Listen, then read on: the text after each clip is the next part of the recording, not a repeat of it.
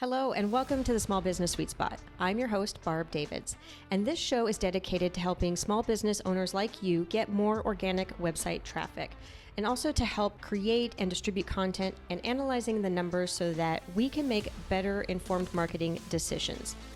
It is action-oriented, direct, and conversational. And if you've been looking for SEO or content marketing help, please stick around to the very end where I share about the group coaching program, Small Business Sweet Spot. I'm so glad you're here. Let's go. Welcome back to the Sweet Spot. Today I have Josh Hall, web designer, course creator, podcaster extraordinaire with me, and we are going to talk about website design. So thank you so much for joining me, Josh. I really appreciate your time. I am very excited to be here with you, Barb. So excited to talk shop and talk web design and everything in between, I think. Yay, yeah. I was just talking to a copywriter the other day, and I made a joke about a web designer, a copywriter, and an SEO walk into a bar. And I'm trying to come up with the ending to that. Shocker, they're all the same person. Sometimes they are, right? They all three go together. It's a three-headed monster. Yeah, that's true. That's true. I'm going to have to probably go to like ChatGPT because I'm not a comedian, but I really think that there's some joke there for sure. Something with like a holy web design trinity or digital trinity. I don't know, Yeah. something. They did really, in all honesty, though, one thing I teach a lot of my students now, which it's tough because it can be overwhelming when you're getting into web design. But the reality is, if you're going to be a web designer, you're going to need to know some SEO and you're going to need to know some copywriting and some messaging. Those three are design, SEO, and copy. Zip. Those are all hand in hand. So we'll come up with something good. Yeah, absolutely. Definitely. All right. So my first question to you is, design is subjective. Would you agree or disagree with that? I would agree, just because I hate it depends answers, but it depends. Like some design is really important depending on the niche or depending on the industry, depending on your goals for a website or for a landing page or a sales page. But then I've seen websites convert super highly that are terribly designed. I follow a guy, Ryan Lee, who's like, I don't know if you're familiar with him. He's kind of an OG in the course creation business and community business. And I've been on his newsletter for a while. He actually does mostly just Google Docs and like simple web pages that are mainly just text based and don't look that great, but it's just all about the messaging. So Right. I by no means want to devalue design, because I think it's extremely important, especially for people who want to look professional and convert. But it is subjective in the way of maybe where design elements are versus the importance of copy and messaging. So those two really need to be married pretty well together. Yeah. Yeah, that's interesting about the docs thing, and also very frightening that that's still out there. I do sometimes land on web pages, and they do seem like they're from the 80s, and I do wonder, do they get much traffic? Does Google even see that? I wonder too.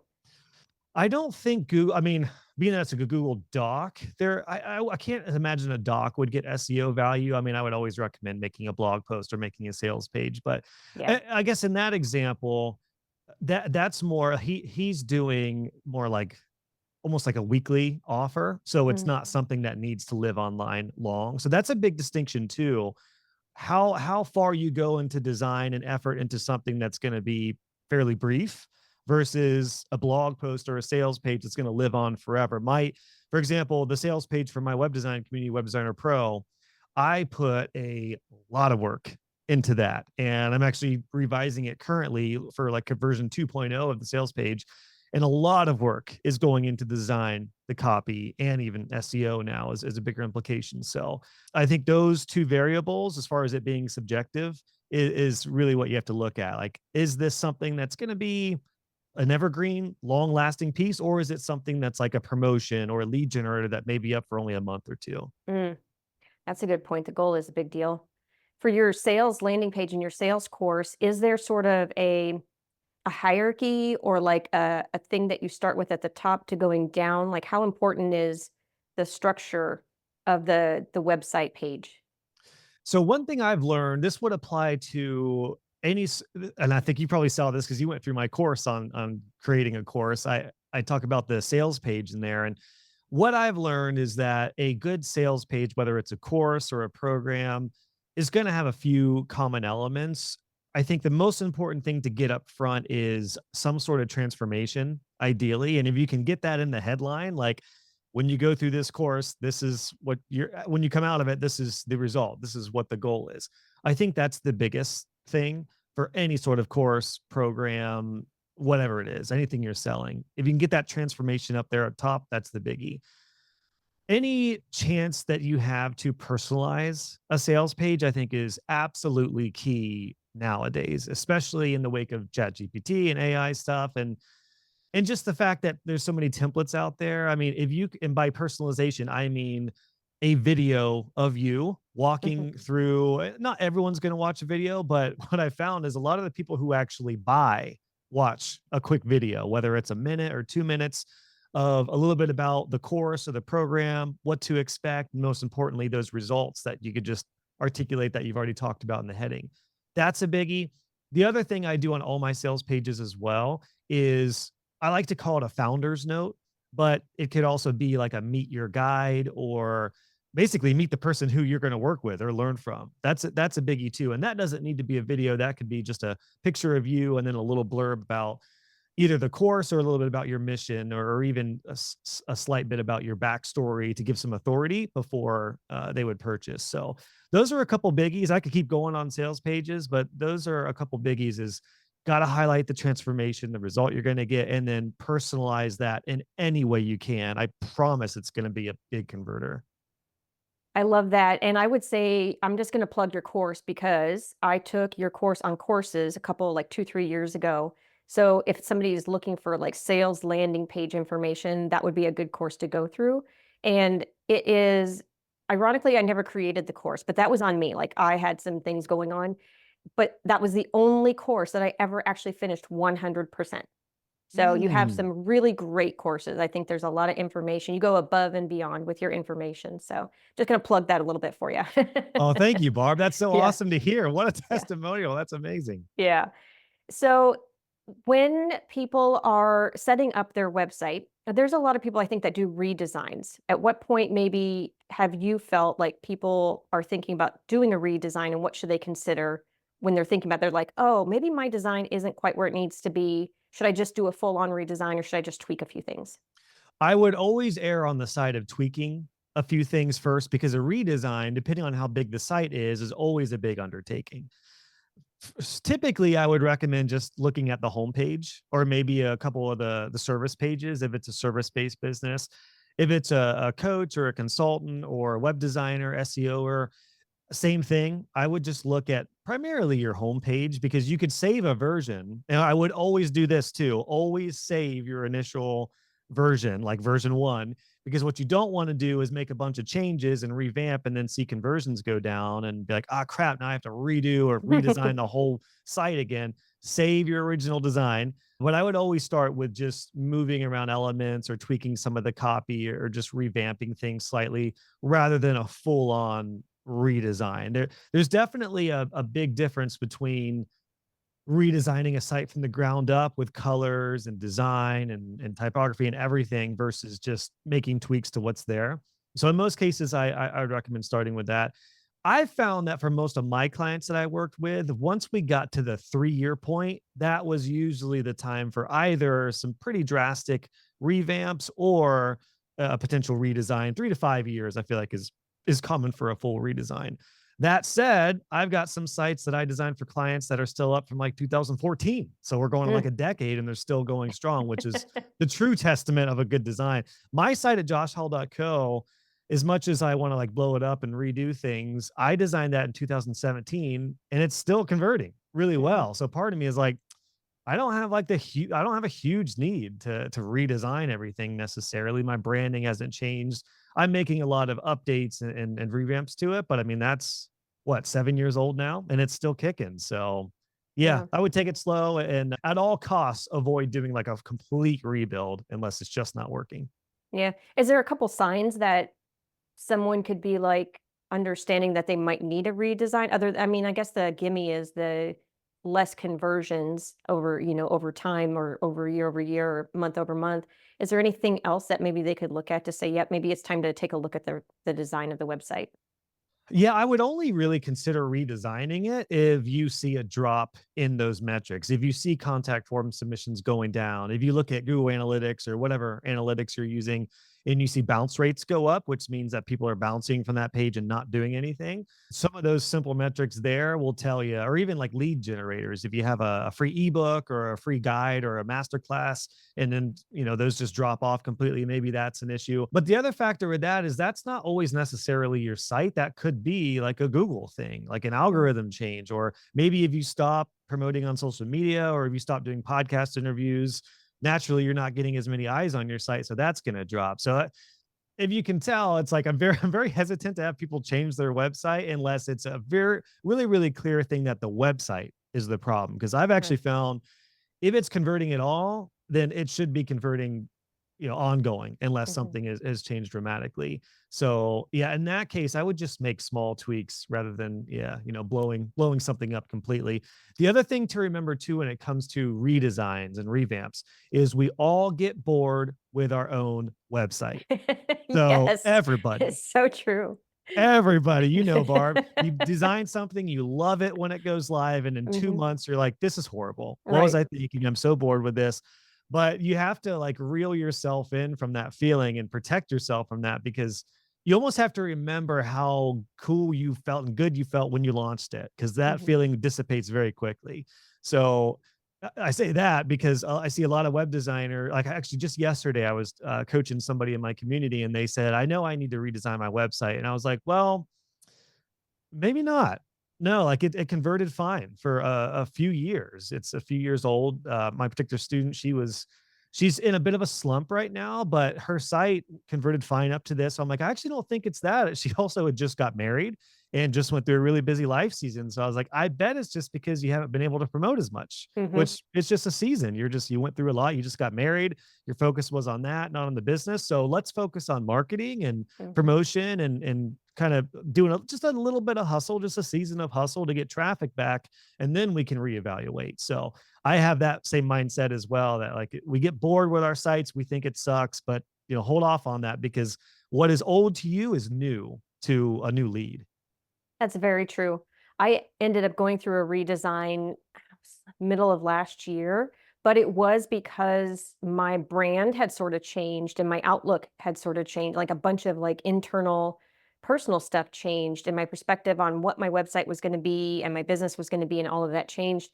So mostly it was the colors that didn't really reflect the personalized side of my business. So I went through a rebrand, but it was mostly on the visual part of it, not necessarily the redesign or the layout of my website. So, And that's a biggie. It probably looks like a whole new site just with a mhm, fresh coat of paint, new colors. And yeah. and that's where I would say, yeah, if your brand is going through a bit of a redesign, then absolutely, redesign the site. But to your point, it sounds like you didn't like blow everything up and Mm-mm, completely start over. You change colors and maybe mhm. change typography. I know that's easier said than done, but Yeah, that sounds super simple. It's not a yeah. fresh coat of paint. It's like, you're doing a lot of work. But I always like to go back to some sort of house analogy, because it's basically like renovating a house. It doesn't mean you have to blow up the house or tear it down, but you're renovating. You may move a wall. It may be a lot of work, but you may do a fresh coat of paint, new siding, new roof, whatever. But the core is still there. The foundation's still there. Mhm. Do you have a favorite website core foundation platform? So I'm a WordPress guy, Okay. and I use the Divi theme by Elegant Themes for WordPress. I've used that since 2014. So 10 years. It's my 10-year Divi anniversary. There's so many platforms now. That's actually like one of the things that I have found myself with when helping early stage designers, really trying to make that less overwhelming, because as you know, Barb, especially with SEO implications, like there's just so many dang options now. You could use WordPress. Within Mhm, WordPress, there's a ton of different themes and page builders. You could go Webflow, you could go Squarespace, all these different options. I really think when it comes to choosing the tool for you, I have a very simple kind of a path framework for that, which is look at the tool. Do you like the tool? If you just can't stand WordPress, don't use WordPress. Go to something different. But if you like a certain tool that uses WordPress, like I do with Divi is my personal preference, then use that and just stick with it for as long as you can. And the other aspect of that, there's two other pieces that I recommend looking towards.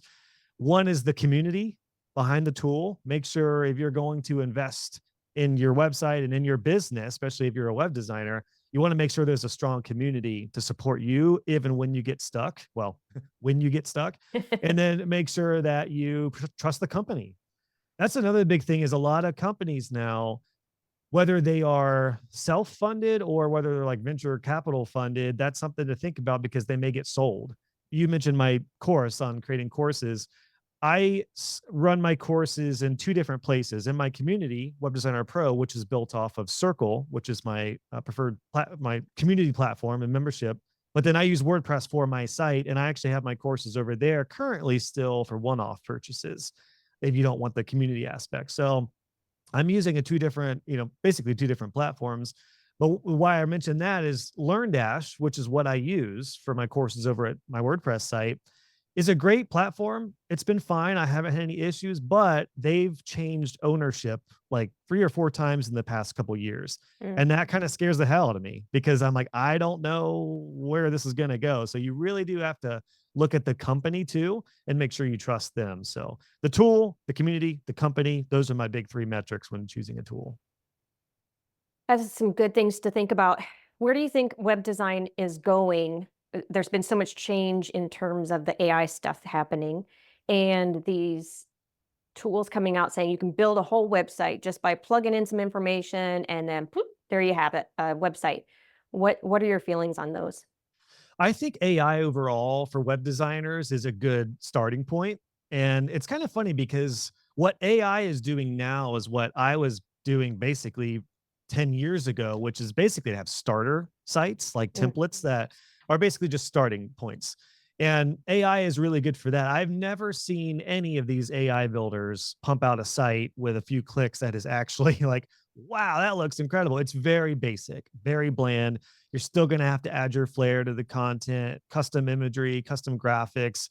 Anything you can do to make those sites look not so dang cookie cutter is going to Mhm. be key. But by golly, if it speeds things up, go for it. So I think AI in general is going to actually help web designers who use it from a standpoint of process and just speed and profitability instead of tinkering around or just staring at the white screen of death where we're like, ah, I got nothing. And we've all been there, right? You Yeah. design something and you're just like, I don't know. I just don't have it right now. Whereas AI can be a really good starting point. So Yeah. that's my take on that, especially right now. I mean, maybe eventually AI will be able to do a lot more robust things from the build standpoint, but as of right now, and I think over the next few years, I can't imagine it's going to get so robust that a client is going to be able to prompt AI. I mean, good luck with a client being able to understand prompting. That's good for them. The Mhm. big joke in the web design realm is like clients have to articulate what they want to AI, so we're all safe. Yeah, because uh, they're just gonna say make it pop, right? yeah, make it pop, make the logo bigger. But I do think it's a good starting point. I will say though, as far as where the industry of web design is going in general for profitable web designers, one thing that I've noticed a lot of my members of Web Designer Pro who are at 6 figures and multi 6 figures are becoming more well-rounded web consultants. It's almost like the return of webmasters. Mhm. Not meaning that they're all tech wizards, but it means, and this is another example I just went through yesterday. One of my members had a WordPress client who wanted to take her courses and community into something like Circle, which is what I use. So it's not, she basically had to give up her maintenance plan and her recurring income with a maintenance plan. She was a little worried about that. So, but I told her, I was the student Katie, I was like, the cool thing about this is your client is going to trust you enough to say like, okay, we could end our typical WordPress maintenance plan, but I'm going to recommend this tool called Circle that's self-hosted. So we don't need to update plugins and everything, but they're still going to have a lot of questions and support and ongoing needs. So you can actually create just a standard support plan. Yeah, you're not going to worry about security, hosting, or plugins, but you could still support your client with all sorts of ongoing work month to month. And how timely, Barb, just this morning, she said that they went for it.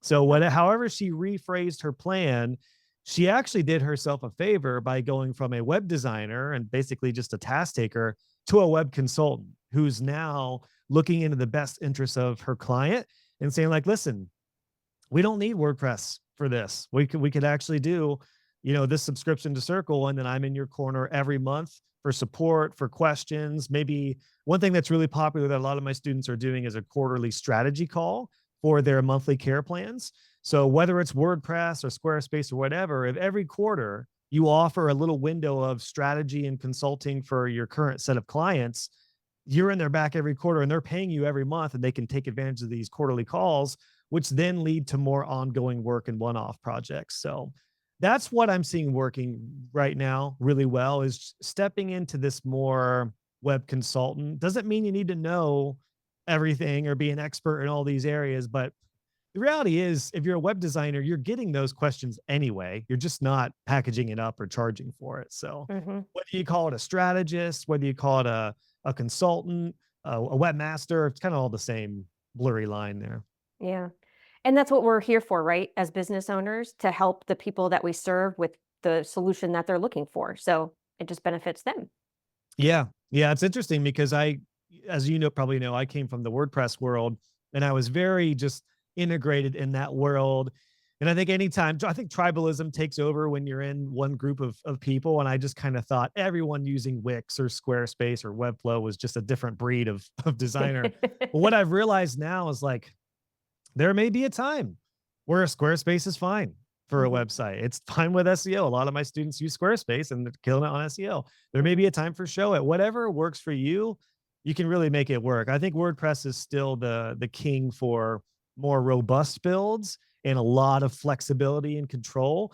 But if it's more standard portfolio sites or something that doesn't need to go too deep, yeah, some of these more, like, hate to say DIY style platforms, but something that isn't as complex can do the job for a while. So I have students who use WordPress for more advanced sites, and something like Show It for fairly templatized, quote unquote simple sites. Mhm. Good, good, good. All right. So if you were to think back about what we talked about, what would you say is probably the biggest takeaway that you would want somebody to walk away with? As a designer, web designer, SEOer, your audience is probably a mix of both, I would imagine, maybe Mhm. probably some copywriters. I really think you need to get down to the results right up front. Like we talked about the heading idea or text that would really articulate the results.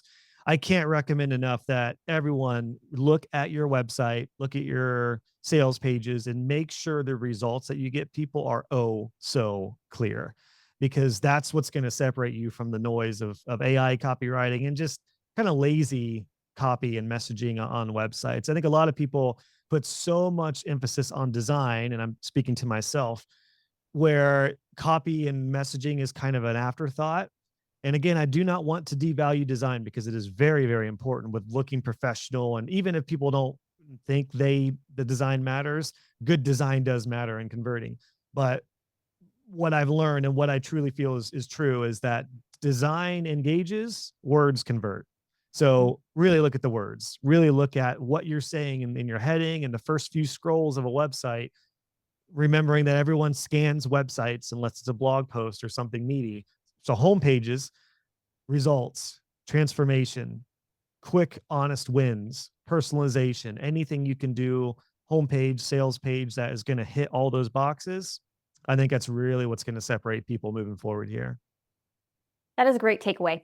Thank you.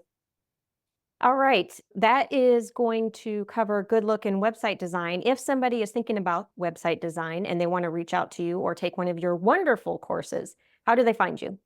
Joshhall.co is my website. There's a bunch of freebies there. You'll get, there's plenty of resources for my podcast, my YouTube channel, and then my community is Web Designer Pro, which you can also find. It's all at joshhall.co. So just head there and then I'll guide you through the right resources that are good for you. All right. Thanks so much for taking the time today, Josh. I really appreciate it. Thank you, Barb. All right. And that wraps up this episode with Josh Hall on good looking website design and helping your business thrive online. We'll see you in the next sweet spot. Cheers. Thank you for sticking around. I hope you enjoyed the episode. If you're looking for SEO and content marketing help, consider joining the Small Business Sweet Spot. It's a group coaching program where you can get answers to your questions about your business directly and clarity around the marketing strategies that you would like to implement in your business. You can find all kinds of information at compassdigitalstrategies.com. And if you like the episode, please tell a friend. Cheers.